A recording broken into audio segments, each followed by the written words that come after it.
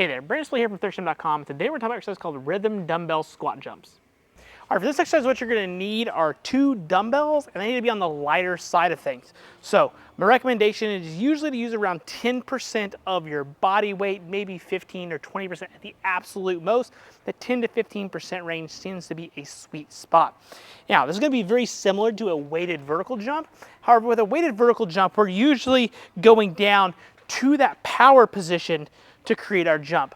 With this one, we actually want to go deeper into a squat. This is gonna allow us to load our quads much more, so we're gonna get our quads more stimulated. We're gonna train that squat pattern as if we're landing in that deeper athletic position. And then we're actually gonna perform these rhythmically as the name implies. So I'm gonna squat down and keep going and keep squatting and jumping. So notice I'm landing here versus here in my normal weighted vertical jump. So the rhythmic aspect of this is then going to, one, help us build a little more tissue than we would if we did our regular weighted vertical jumps.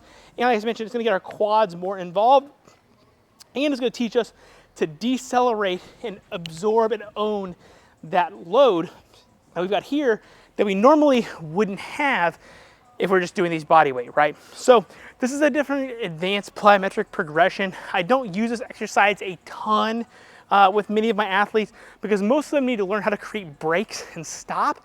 And if they happen to be somebody where your butt is already going down when they land, this exercise is gonna further exacerbate that problem, okay?